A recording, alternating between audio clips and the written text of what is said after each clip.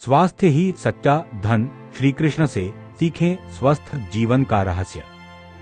वृंदावन की हरी भरी गलियों में सुबह का समय था। हल्की ठंडी हवा बह रही थी। पक्षियों की मधुर आवाज वातावरण को पवित्र बना रही थी। नंदगांव के लोग अपने अपने काम में व्यस्त थे, लेकिन उस सुबह एक युवक बहुत चिंतित होकर यमुना किनारे बैठा था। उसका नाम माधव था। माधव का मन भारी था, शरीर कमजोर, मन थका हुआ और चेहरे पर चिंता की रेखाएं साफ दिखाई दे रही थी।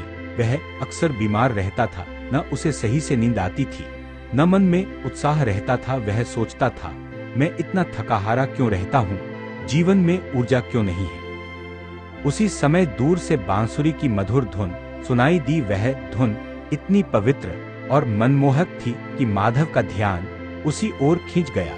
उसने देखा श्याम सुंदर श्री कृष्ण मुस्कुराते हुए उसकी ओर आ रहे हैं। कृष्ण ने पास आकर पूछा, माधव, आज तुम्हारे चेहरे पर यह उदासी क्यों?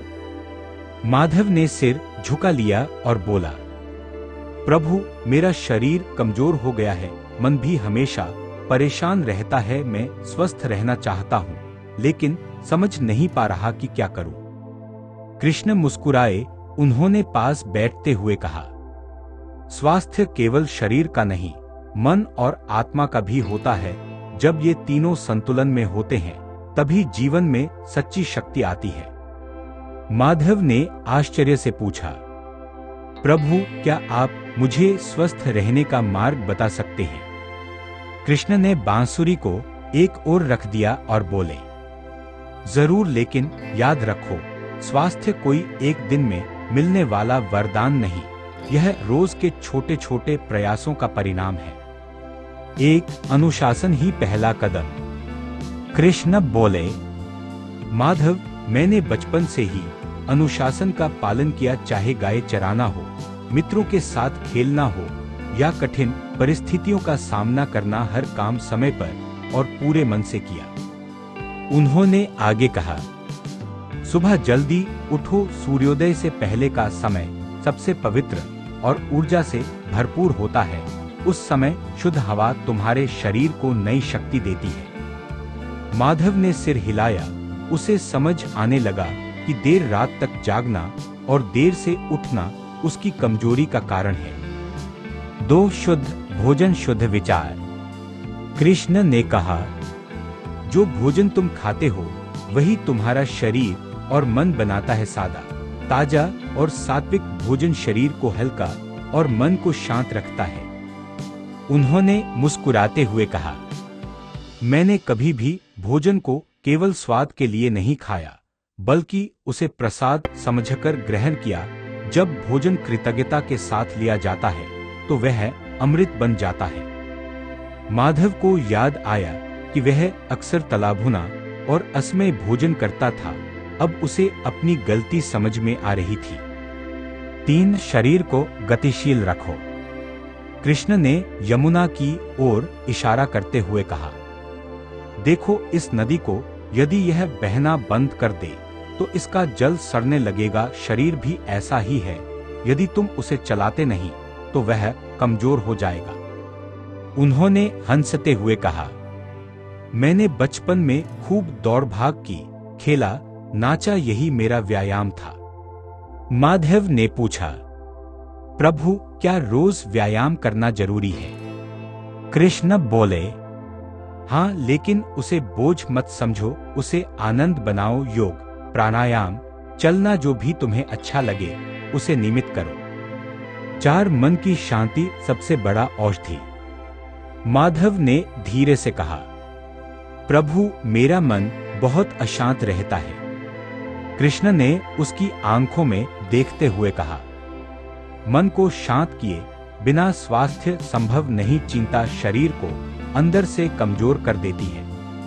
उन्होंने समझाया, ध्यान करो, प्रतिदिन कुछ समय स्वयं के साथ बैठो, अपने श्वास पर ध्यान दो। जब मन शांत होता है तो शरीर भी स्वस्थ होने लगता है।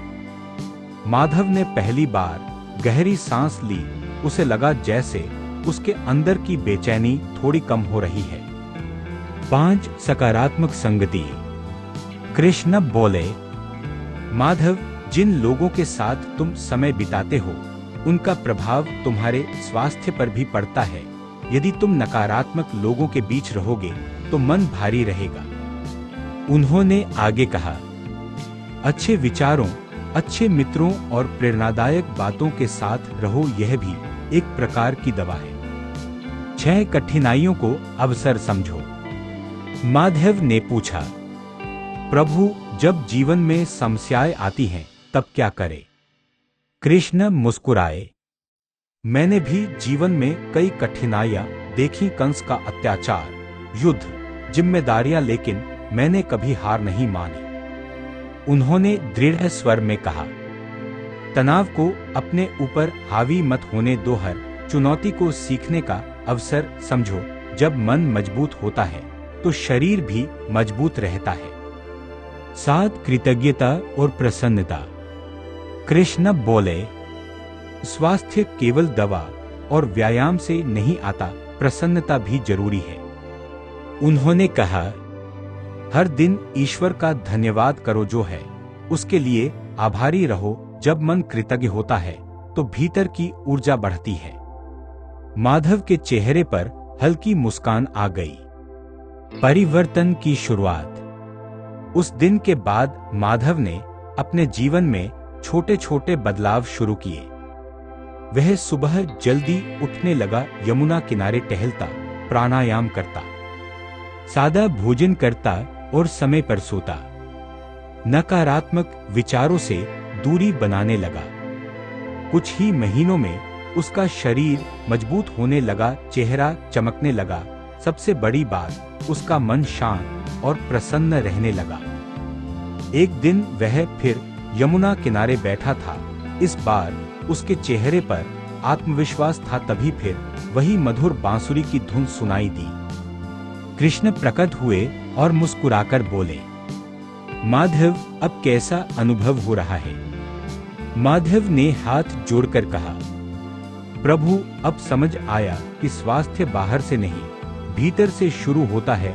आपने मुझे सिखाया कि अनुशासन, संतुलन और सकारात्मक सोच ही असली शक्ति है।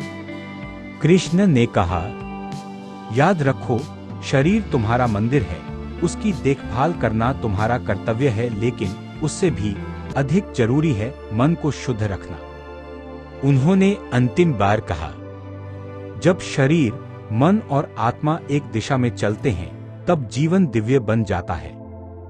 यह कहकर कृष्ण अंतर्धान हो गए, लेकिन उनकी बातें माधव के हृदय में हमेशा के लिए बस गई। कहानी की सीख। एक, जल्दी उठो और दिन की शुरुआत सकारात्मक सोच से करो।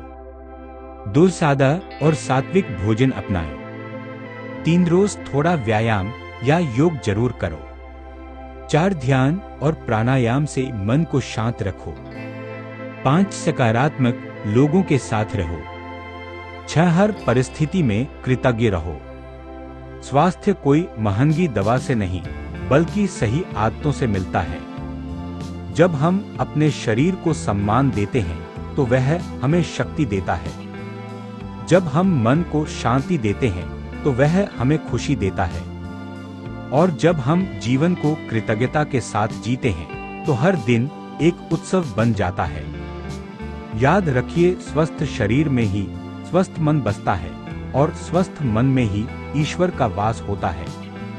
अगर आपको श्री कृष्ण की ये प्रेरणा पसंद आई हो तो वीडियो को लाइक करें, शेयर करें और ऐसे ही मोटिवेशनल कहानियों के लिए हमारे चैनल को अभी सब्सक्राइब